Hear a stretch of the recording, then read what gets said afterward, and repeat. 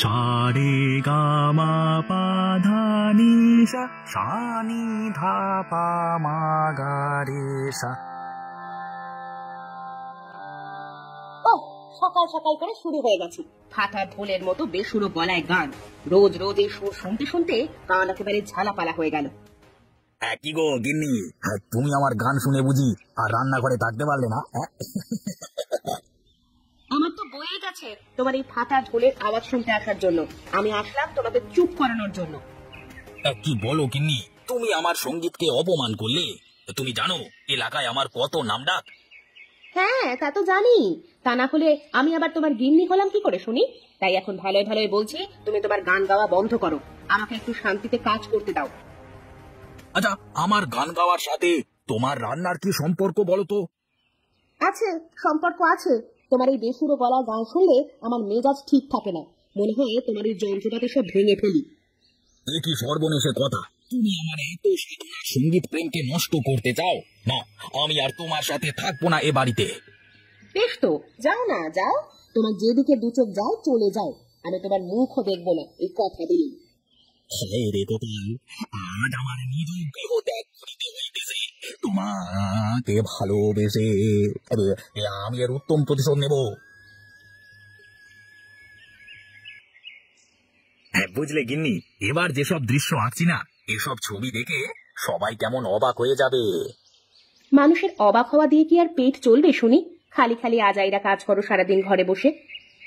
তুমি আমার চিত্রকর্মকে অবহেলা করো না গিন্নি, দেখবে একদিন ঠিক আমার মূল্যায়ন হবে, সবাই কদর করবে। সেদিন মনে হয় আর আসবে না গো। কেন কেন সেদিন আর আসবে না কেন? কারণ আজ থেকে তোমার সব ছবি আঁকা বন্ধ। না না, তা কি করে হয়? আমার এত সাধনার চিত্রকর্ম আমি এভাবে ছেড়ে দিতে পারি না গিন্নি। আজ হয় তোমাকে তোমার ছবি আঁকা ছাড়তে হবে, না হয় আমাকে ছাড়তে হবে। একই কথা বললে তুমি গিন্নি, তা হয় না। আমি না ছবি আঁকা ছাড়তে পারবো, না তোমাকে ছাড়তে পারবো। তার থেকে ভালো তুমি এ বাড়িতেই থাকো, আমি এ বাড়ি ছেড়ে চলে যাব। বাড়ি ছেড়ে কোথায় যাবে শুনি? যেদিকে দু চোখ যায় সেদিকে চলে যাব। যেদিন আমার চিত্রকর্মের মূল্য দেবে সবাই, সেদিনই আমি বাড়িতে ফিরে আসবো।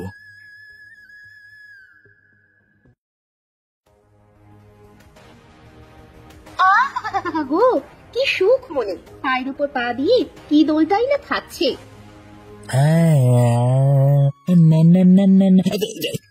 দিলে তো সব ফিলিংস নষ্ট করে।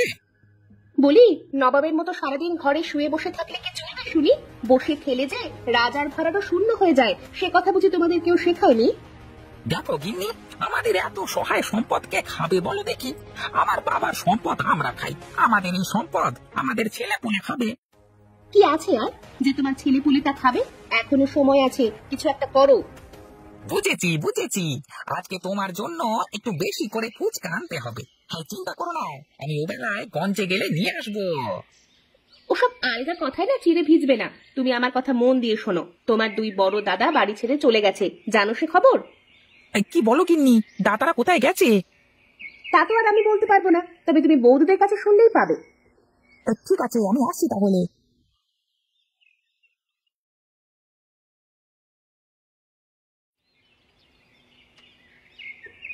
মা, এসব কি শুনছি আমি?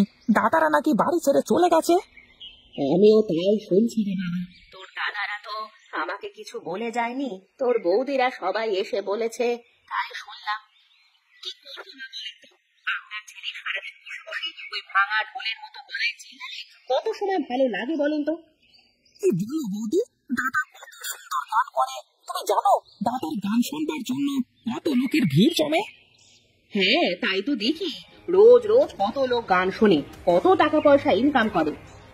আচ্ছা বৌমা, কোথায় গেছে, কিছু কি বলে গেছে? না মা, কিছুই তো বলে যায়নি কোথায় গেছে। আচ্ছা মেজ বৌদি, তুমি কেন দাদাকে তাড়িয়েছো বলো দেখি? দেখেছেন তো মা, আপনার ছেলে আমাকে কি বলে? যা বলছি ঠিকই বলছি, এবার বলো দেখি আসল কাহিনী কি?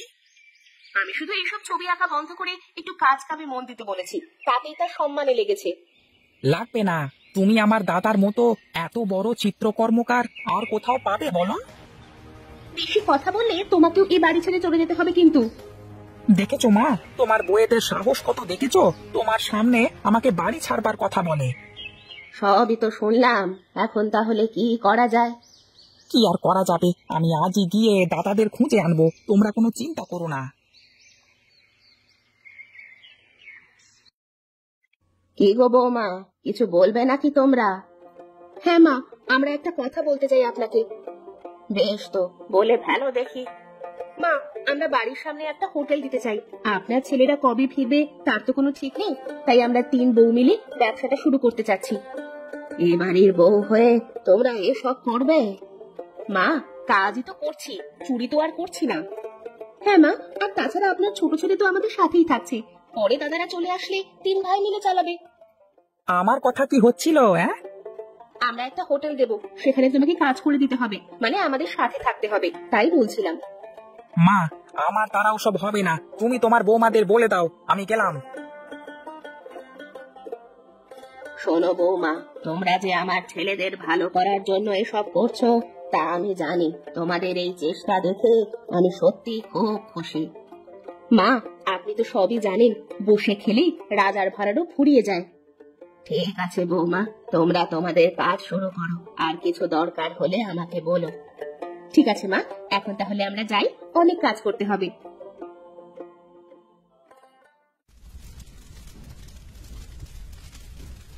কই গো বৌদি, একটু জোরে জোরে হাত চালাও না, এরকম করে কাজ করলে তো সারা দিনেও সবাইকে খাওয়ানো শেষ হবে না। তুমি সবাইকে একটু বসতে পারো না, দিদি তো কাজই করছে। হ্যাঁ, খরিদ্দার লক্ষ্মী, দোকানদার পেঁচা, খরিদ্দার কি আর আমার মুখের কথা শুনবে? এই নাও গো ঠাকুরপো, যাও তুমি তোমার কাজ করো। বলি, তোমরা বসে বসে না হেসে যে যার কাজ মন দিয়ে করো। বাবা বাবা বাহ, এই ছিল তাহলে তোমাদের মনে? কি বলছিলে? কি ছিল মনে? এই যে সারা দিন আমাকে দিয়ে খাটিয়ে এখন এই সব টাকা তোমরা 3 জনে মিলে ভাগ করে নিচ্ছ, তাই না? আরে না, আমরা তো টাকাগুলো মিলিয়ে নিচ্ছিলাম, কেমন কি বেচা কেনা হলো দেখতে হবে না। শোনো সুজিত, আমরা এইসব টাকা খরচ করবো না তো, এগুলো সব মায়ের কাছে জমা রাখবো। আমাদের যখন বিপদ আপদ আসবে তখন আমরা এইসব টাকা কাজে লাগাবো। ও বুঝেছি, তোমরা সুযোগে আমাকে দিয়ে খাটিয়ে নিচ্ছ। দাঁড়াও, দাদারা আসুক, আমিও মজা দেখাবো তোমাদের। ও দাদা, আর দেবো নাকি রুটি তোমাদের? না না, থাক, আর লাগবে না, এই দুটোই তো অনেক। দাদা, আপনার কথা আমার খুব চেনা চেনা লাগছে, কোথায় যেন শুনেছি। আরে না না, আমাদের কথা কোথায় শুনবেন? আমরা তো বাইরে থেকে এসেছি। কি রে, হাসিস কেন তুই এমন? দিদি, আজ আমাদের হোটেলে সব থেকে ভিআইপি খরিদ্দার এসেছে, তাই তো তাদের দেখে হাসছি। দেখো তো দিদি, তুমি এনাদের চিনতে পারো কিনা। ওগো, কোথায় ছিলে তোমরা এতদিন? কি অবস্থা হয়েছে তোমাদের? আর বলো না গিন্নিরা, খালি পকেটে দুনিয়া চিনে এসেছি আমরা 2 ভাই। এখন থেকে আমরা আর বসে শুয়ে খাবো না গিন্নি। হ্যাঁ গিন্নি, এখন থেকে আমার সব ছবি আঁকা বন্ধ। এখন থেকে তোমরা যা বলবে তাই করব। বেশ, এখন থেকে তাহলে তোমরা 3 ভাই মিলে এই হোটেল চালাবা, আমরা 3 বউ মিলে সংসার চালাবো।